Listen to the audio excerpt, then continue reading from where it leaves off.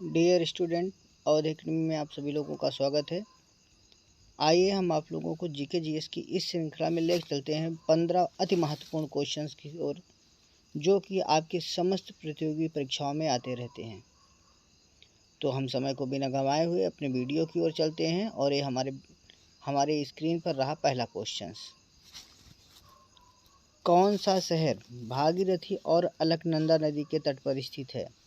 आपके सामने ऑप्शन है रुद्रप्रयाग, विष्णुप्रयाग, कर्णप्रयाग और देवप्रयाग। जी, वेरी गुड। हाँ, देवप्रयाग।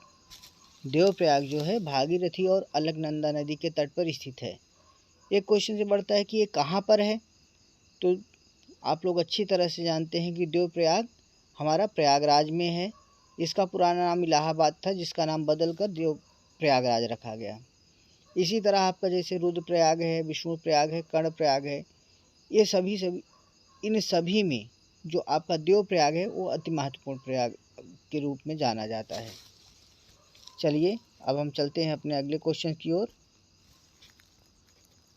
ये रहा आपकी स्क्रीन पर हमारा दूसरा क्वेश्चन। इनमें से किस नदी को उड़ीसा का शोक कहा जाता है? ऑप्शन है आपके पास रूसिकुल, महानदी, गोदावरी, दामोदर।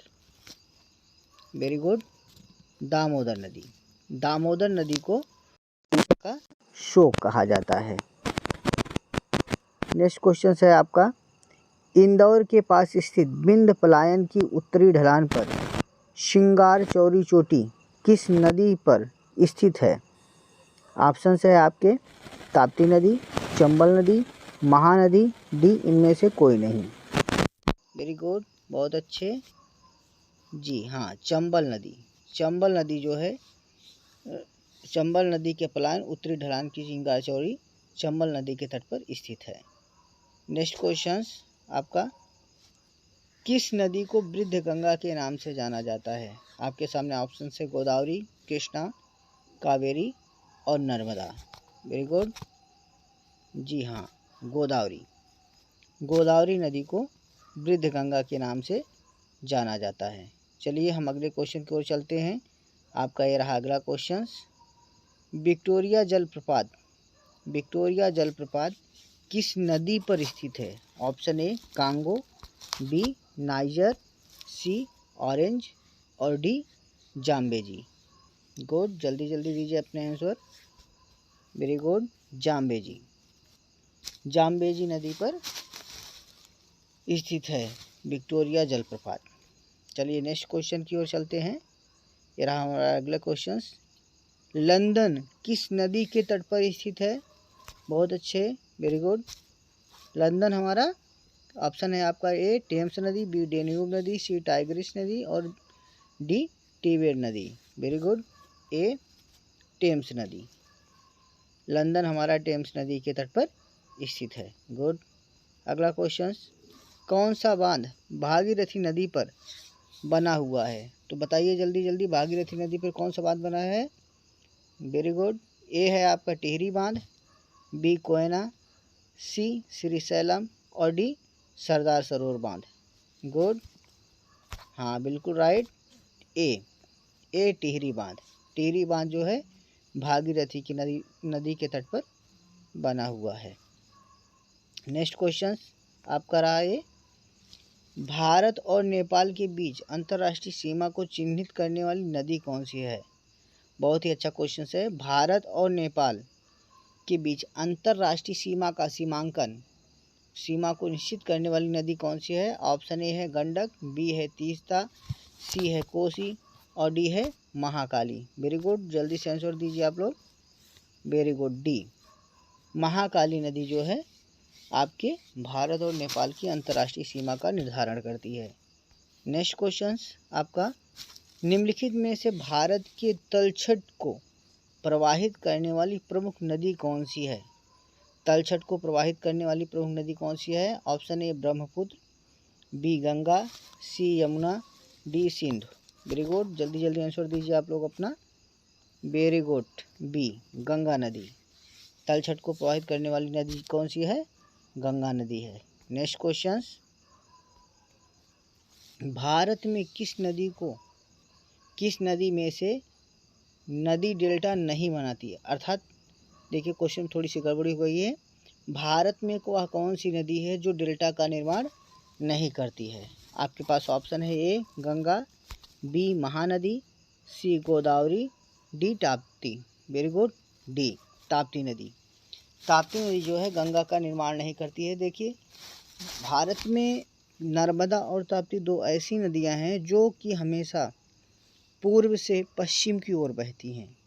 नर्मदा और ताप्ती को छोड़कर सारी की सारी नदियां पश्चिम से पूर्व की ओर बहती हैं। जितनी भी नदियां आपकी पश्चिम से पूर्व की ओर बहती हैं वे डेल्टा का निर्माण करती हैं, और जो पूर्व से पश्चिम की ओर बढ़ती है अर्थात नर्मदा और ताप्ती, ये दोनों डेल्टा का निर्माण नहीं करती। ये किसका निर्माण करती हैं?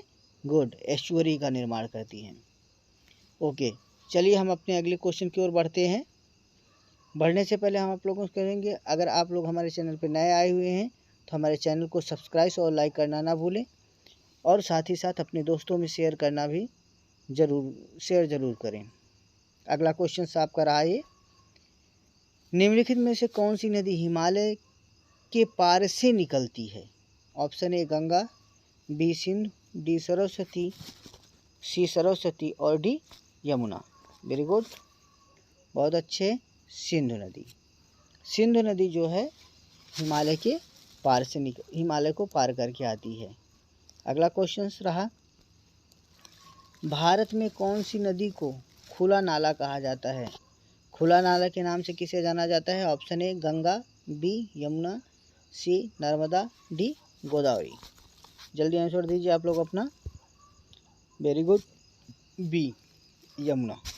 यमुना नदी को खुला नाला के नाम से जाना जाता है। नेक्स्ट क्वेश्चन, निम्नलिखित में से किस नदी को दक्षिणी गंगा के नाम से जाना जाता है? दक्षिणी गंगा।